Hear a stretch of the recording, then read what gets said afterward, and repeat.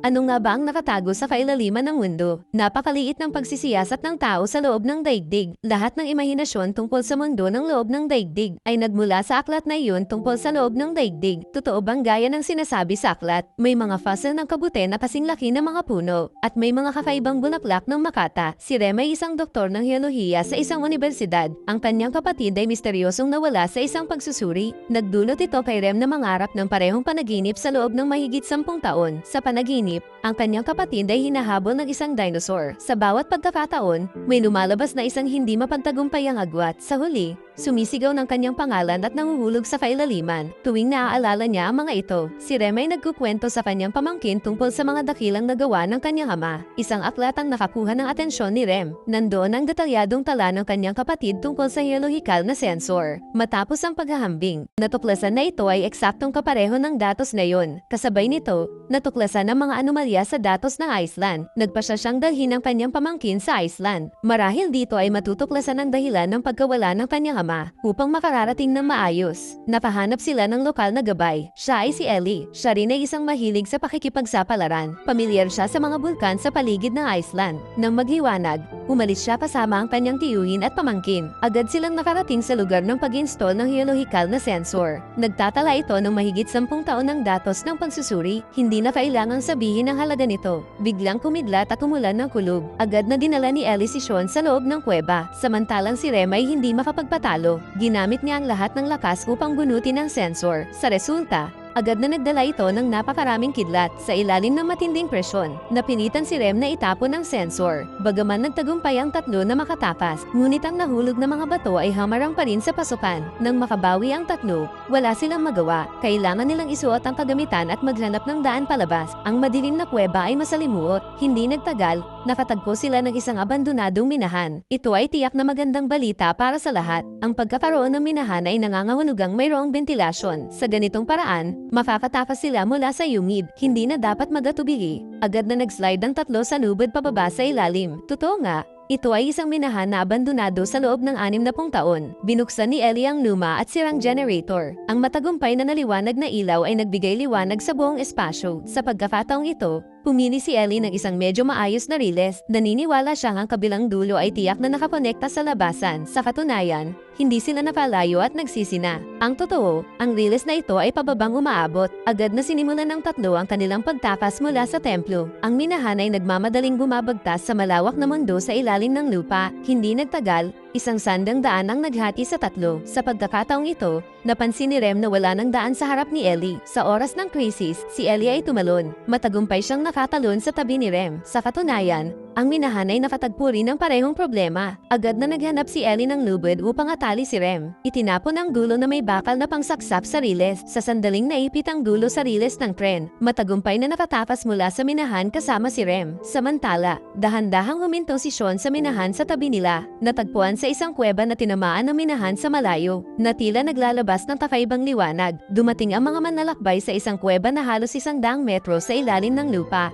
Dito hindi lamang may mga ruby na lolo, pati na rin ang mga diamante na kasing laki ng kamao ay makikita kahit saan. Ang nakabibighaning tanawin ay nagpalutang sa tatlong manlalakbay. Si Rem, na hindi nagpaapekto, ay maingat na nagmamasid sa paligid. Napagtanto nilang ang kanilang itaas ay ang bunganga ng bulkan. Habang naghahanda silang makahanap ng paraan upang makatakas, ang biglaang tunog ng pagbasad ay nagdulot ng tensyon sa lahat. Sa katunayan, ang kanilang mga paa ay nasa puting ulap na kahoy. Ang mineral na ito ay manipis at marupok. Kahit ang pinakamaliit na pagbabago ay maaaring magdulot ng pagkabasag nito. Wala nang magawa si Sean kundi bumalik sa dati nilang daan. Ang natitirang dalawa ay natatakot na hindi makapaglabas ng kahit isang hininga. Sa bawat pagbagsak ng mga paa, tila ito'y tumatapak sa puso ni Rem. Sa oras na iyon, isang diamante sa backpack ang biglang nahulog. Agad itong tumusok sa mga patong ng bato. Nang akala ng lahat na ito ay isang swerte sa gitna ng kapahamakan. Sa susunod na segundo, patuloy na bumabagsak ang tatlong tao. Walang nakakaalam kung gaano kalalim dito. Kung totoo nga ang sinasabi sa paglalakbay sa loob ng daigdig, ang lalim dito ay hindi bababa sa libu-libong kilometro. Hindi rin nila alam kung gaano na sila katagal bumabagsak. Sila ay diretsong nahulog sa isang lawa mula sa talon. Ang malinaw na tubig ng ilog ay naging kanilang pampabagal. Ang tatlong tao na lumangoy mula sa lawa ay nagpasalamat na sila'y nakaligtas. Bigla nilang napansin na ang kanilang itaas ay puno na ng mga bituin. Lahat ay naging mausisa tungkol dito. Sa wakas, ang mga bituin ay tila nagtipon-tipon at lumipad patungo sa kanila. Ito pala ay isang grupo ng mga alitap-tap na matagal nang naubos. Hindi nila inaasahan na may ganito paraming mga ito sa kailaliman ng mundo. Sinundan nila ang lumilipad na fawan ng mga ibon. Sila ay naparating sa isang mundo ng loob ng daigdig. Ang kompletong ekonomiya ay bumuo ng isang tunay na paraiso. Lahat ng tanawin ay tulad ng napasulat sa aklat. Napatunayan na tama ang sinabi ng ama ni Sean. Dumaan sa mga piraso ng fossil ng kabute. Natagpuan nila ang isang bahay kubo sa malayo. Parang may naramdaman si Sean. Siya ang unang pumasok sa loob ng maluwag na bahay. Malinaw na may mga bakas ng tao. Sa pamamagitan ng sulat sa mga tala,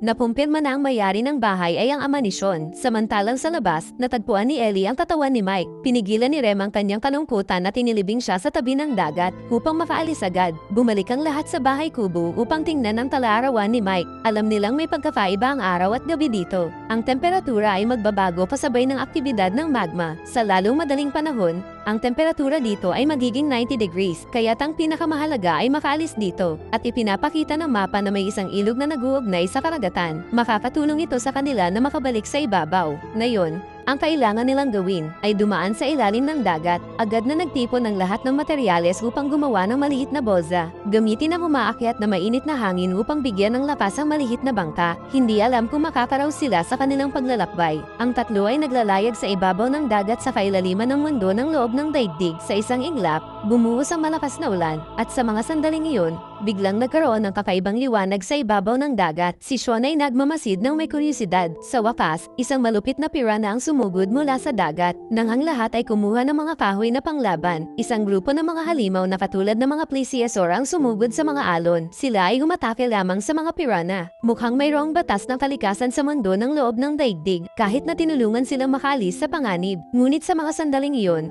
lumalaki ang alon at hangin. Ang mahina nilang mast ay biglang naputol. Si Sean, na hindi makontrol, ay lumipad kasama ang canvas. Ang natitirang dalawa ay napilitang magpatuloy sa paglalayag sa dagat. Hindi alam kung gaano nakatagal. Si Sean, na naihagis sa dalampasigan, ay nagising. Ang walang laman na dalampasigan ay walang anuman. Sa mga sandaling iyon, may lumipad na firefly mula sa malayo. Sa kanyang gabay, natagpuan ni Sean ang pinagkukunan ng tubig. Ang ibon ay umiikot sa hangin at ayaw umalis. Pagkatapos ay dinala si Sean sa isang yungib na puno ng magnetic field. Ang lumulutang na slab ng bato ay diretso sa isang labasan sa malayo. Tumingin sa liwanag sa unahan, si Sean ay walang pag-aalinlangan na umakyat dito. Ang mga lumulutang na magnet ay patuloy na nanininig sa isang saglit ng kawalang ingat. Maaari kang mahulog sa walang hanggan. Matapos ang ilang mga pagsubok, ang nagmamadaling si Sean ay hindi na nag-iingat. Pinaigting ang pantalon patungo sa huling baitam. Sa resulta, dahil sa inertia, nawala sa balanse ang slab ng bato. Mabuti na lang at ang slab ng bato ay umikot ng isang beses sa hangin. Muling kumapit sa lupa, at sina Rem at Ellie ay naglakbay ng ilang oras. Nakarating sila sa kabila ng dagat. Naghanap sila sa paligid ngunit walang bakas ni Sean. Napagod na si Ellie at napinitan siyang umupo at magpahinga. Sa oras na iyon, ang flytrap sa likuran ay bumupas na malaking bibig. Mabuti na lang at napansin ito ni Rem sa tamang oras. Diretsyong sinampal ang mga talulot. Nang bumalik, natagpuan na si Ellie ay nahulog sa ibang halaman. Ang hawak na stick ay kinuha ng flytrap. Sa oras ng panganib, ginamit ang lahat ng lapas upang bunutin ang ugat ng bulaklak. Dito lamang nailigtas si Ellie. Sa kasalukuyan, maraming panganib kaya't hindi na makapagpahinga ang dalawa. Ayon sa kanilang orihinal na kasunduan, nakarating sila sa lokasyon ng Scorpion Spring. Sa katunayan, walang natagpuang bakas ni Sean dito. Matapos mag-usap, nagpa siya ang dalawa na maghiwalay ng landas. Si Rem ay pumunta upang maghanap ng lawa. Pinayagan si Ellie na maghintay sa tabi ng bukal. Hindi nagtagal, narinig ni Rem ang sigaw ni Sean. Sa oras na iyon, siya ay hinahabol ng isang Tyrannosaurus Rex. Nakikita na lumalapit na ito. Gumamit ng maliit na katawan upang makapasok sa makitid na yungib. Sa oras ng panganib, hindi alam ni Rem kung saan siya nakakuha ng stick. Ilang beses niyang sinira ang bundok. Agad niyang nailigtas ang kanyang pamangkin. Sa oras na iyon, wala nang panahon para sa kwentuhan. Agad na tumakbo ang dalawa patungo sa Scorpion Spring. Ang dinosaur na bumangga sa bundok ay agad ding humabol. Upang matagumpay na makalis, tumakbo si Rem patungo sa lugar na puno ng mika.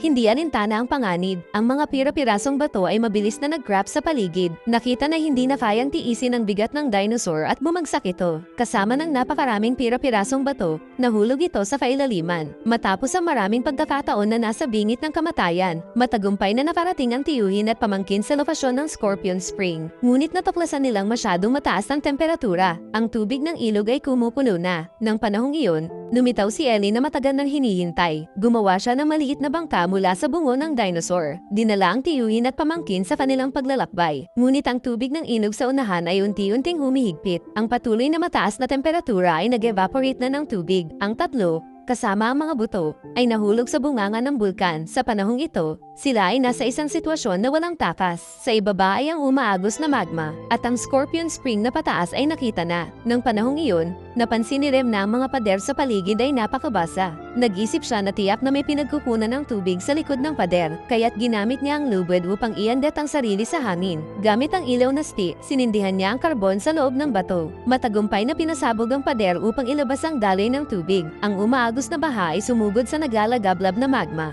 Ang nabuo na singaw ay agad na itinulak ang tatlo patungo sa bunganga ng bulkan. Matapos ang ilang araw ng paglalakbay sa loob ng daigdig, muli nilang nakita ang asul na kalangitan. Pagkatapos, ang dragon bone ay mabilis na bumagsak. Diretsong tumama sa dalasdis ng bundok, nag-slide pababa sa buong Orcardo. Patuloy na huwa hanggang sa isang bukirin bago huminto. Sa puntong ito, inisip na matanda sa hardin na sila ay nakatagpo ng mga dayuhan hanggang makita ang nasirang Orcardo. Labis na nasaktan at nagalit. Sa oras na ito, inilabas ni Sean ng isang hielohikal na sample na kasing laki ng itlog. Ito lamang ang nagbigay ng kaunting ginhawa sa matanda. Pagbalik sa lungsod, nagtayo si Rem ng sarili niyang research institute. Nakatagpo rin siya ng masayang buhay kasama si Ellie at biglang kumilos ang backpack ni Sean. Ang totoo, dinala niya pabalik ang alitap-tap. Hindi alintana ang mga sigaw ng lahat. Tumuloy siya sa kanyang tungkulin na lumipad patungo sa bagong mundong ito. Bagong mundo.